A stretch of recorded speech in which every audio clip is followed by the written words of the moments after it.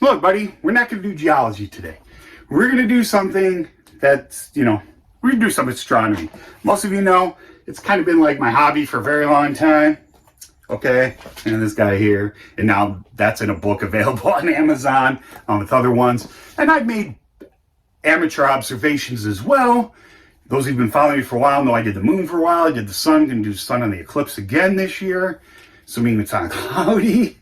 We've already got a place and all that stuff. But anyway, I'm digressing. Today I'm going to talk about this, the Oort Cloud. And many of you may be like, oh, I know what that is, and that's fine. Now, the Oort Cloud, what is this? Well, when our solar system formed from a collapsing, we think, of dust and debris and formed a disk, a lot of that stuff didn't fall in. It just kind of stayed out there. So if we put the solar system, this is not the sun to scale, that's the entire solar system out to 100 astronomical units, even though Pluto is only at 40. Okay? So we'll just assume that's 100 astronomical units. One astronomical unit is the distance between the Earth and the Sun, which is about 150,000 kilometers, or for you imperialists, 93 million miles. Okay? So this Oort Cloud, it exists at starting at about 1,000 astronomical units, which is probably right about here, going out. Some people say 10,000, others say 100,000 astronomical units, but we'll just say 10, which would put it about here. And, it's this roughly shell thing, and this is just imagine this as a big shell around. And then there'd be some that would be here because that's the plane of the ecliptic, which is Earth's plane of Earth's orbit around the sun. And no, that's not biased because most things follow that anyway. So it makes sense that some would be concentrated there. So that's basically it in a nutshell, okay? That's what the Oort Cloud is. Now, you'll see it, all these videos about it and all that, and you see it as this like kind of dense looking thing, but things are all over. But there's something you need to remember. If you got in a ship right now and could shoot out to 500,000 astronomical units, or even 100,000, at near the speed of light, would you have to worry about any of these things out there? No. You're not going to hit them. You're just not. Okay? You're not going to know you went through the asteroid belt. You're not going to know you went through the Kuiper belt. You're not going to know you went through the Oort Cloud. Why? Because in the Oort Cloud, these things could easily be a tenth to a full astronomical unit from one another, if not more. Okay? And they're just thought to be little chunks of ice out there in the outer very reaches of the solar system. So that's the idea. Why is this thing there? Well, it would be the source of long period comets.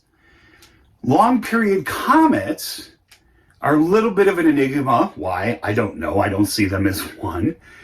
Their explanation as to why we have these comets orbiting the sun with these huge orbits of, a couple centuries, a couple millennia, maybe even 100,000 years, okay? So they had to come from somewhere, right? So they come from this Oort Cloud. Here's the thing about the Oort Cloud. The Oort Cloud probably doesn't exist. And you may be like, well, Steve, I've heard people talk about this, and those of you who dive deeper into this know what I'm getting at here. It's hypothesized to exist. It is a viable, testable hypothesis, but we can't test it now. We can't see that far out. Objects that small. It's not within our scope.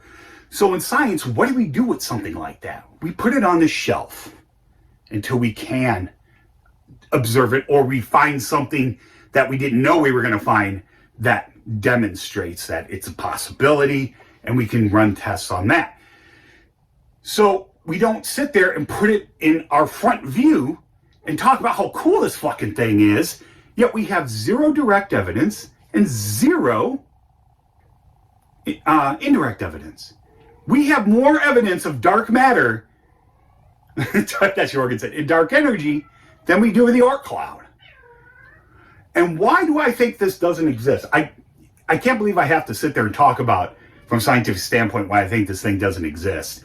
It should just be assumed not to exist. You may be like, Steve, aren't you the guy always saying that What do I always say? Just had it in my head and I lost it. Steve, aren't you the guy who's always sitting there and saying, oh God, what was I going to say? Help! I need help. Oh, somebody puked on my bag. Oh, cats, I swear. I'm the one who's always sitting there saying, basically, you can't argue your way out of evidence. I say that all the time, and that stands here.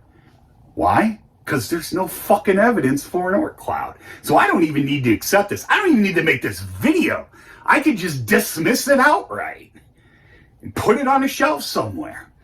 But it's been brought forth to our front and center and talked about. And even astrophysicists, did I say this already? I probably did. I'm old. I don't care. We'll sit there and be like, yeah, the Oort cloud, this is it, and this is the source of it, is really cool, but it's completely hypothetical.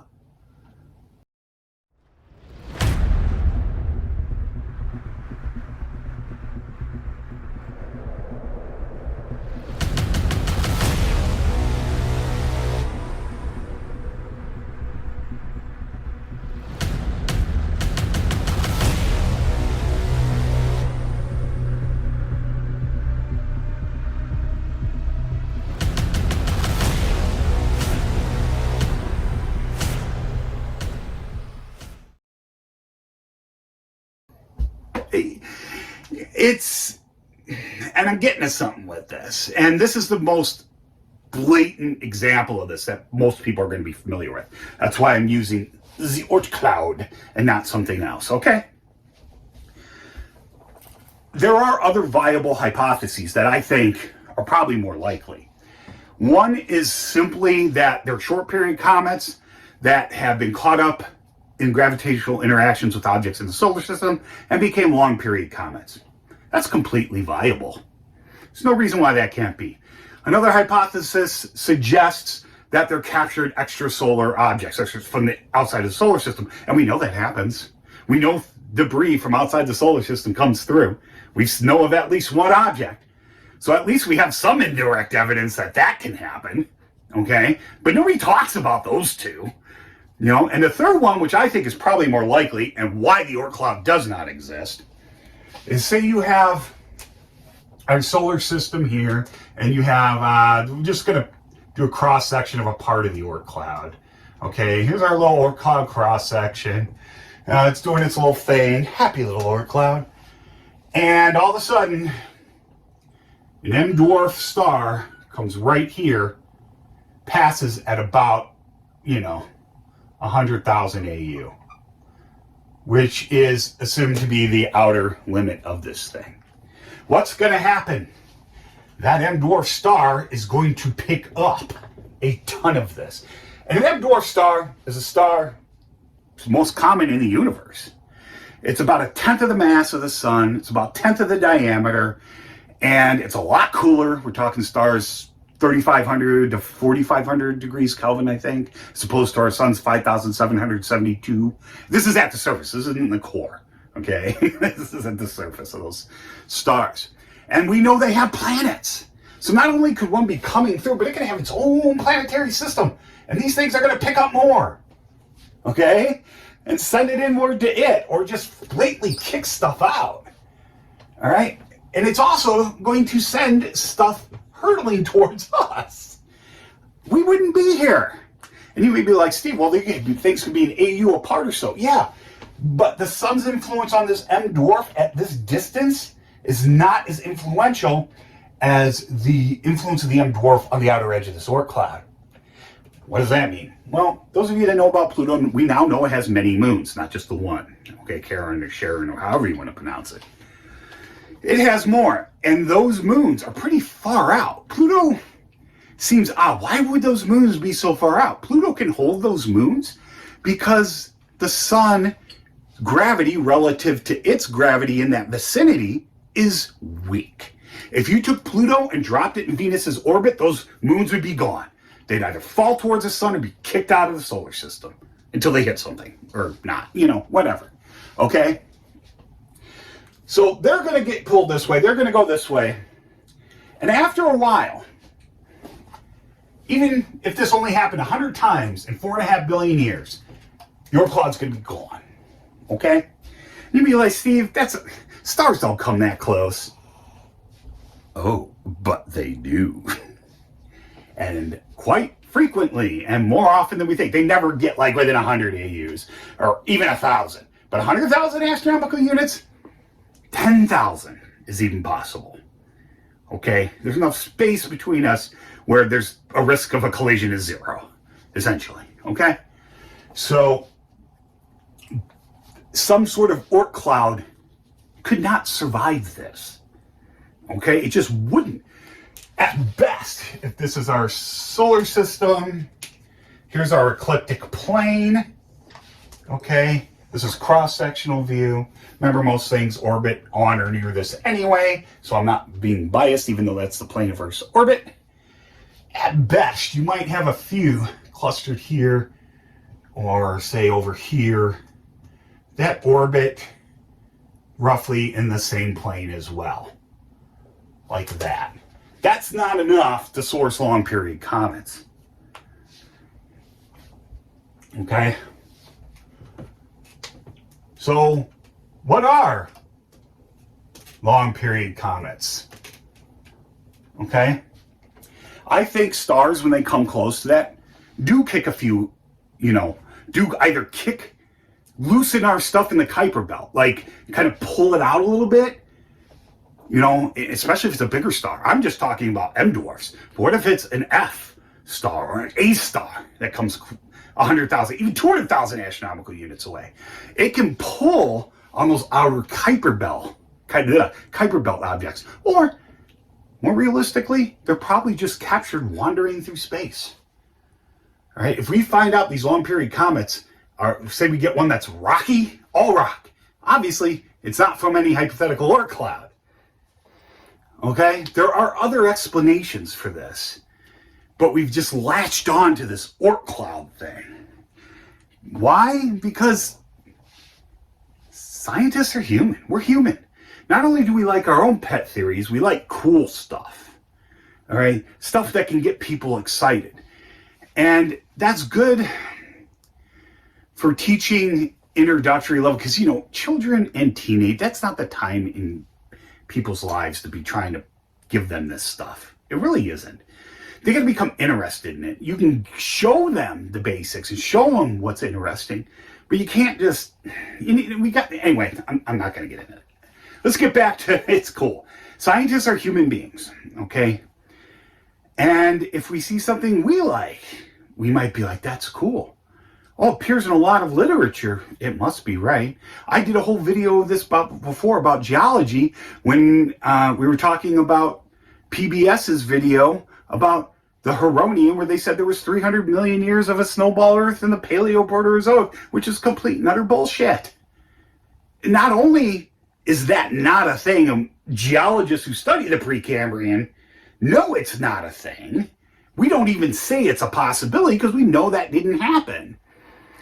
It's still spread by people who should know better, okay? Because they see this stuff that looks cool, or you just Google Huronian, and what comes up, and I changed the dang thing, was, a Wikipedia article on the Huronian supergroup. You should never, ever, ever take your shit from Wikipedia, okay? Is a lot of stuff on there valid? Sure. Is a lot of it not? Yeah. All right? So and these are by people who should know better, people like me. And they just did a Google search and grabbed the first thing they could. And if you Google Oort cloud and go to YouTube, you're going to see you can see legitimate astronomers talk about it. And they'll even sit there and say it's hypothetical. But then they'll just talk about it, how it's the greatest thing since sliced bread. You don't believe me? Go ahead. Google it. Go to YouTube. Well, you're already there if you're watching this. Anyway, I don't want this to go too long. This is my second take. I want to keep this under 15 minutes. So the point of this is, we as human beings are not infallible. Even though the scientific method, the way it's laid out, is supposed to pull our biases out, and it does. In this case, it does. It tells us exactly what to do with this Oort cloud hypothesis, but we just go with it anyway, because we're human. And humans even don't only go to their personal biases or their pet projects or their pet ideas, they go to other ones that just sound cool. We're all subject to this, but we got to be better than that, okay? Anyway, I know scientists are portrayed, especially in movies in the 50s and 60s, and up in the 80s as mad scientists like Reanimator. I love those movies. Jeff is the bomb. But anyway, that's not how we are, guys. That's fucking Hollywood. We're human beings just like you. We feel just like you.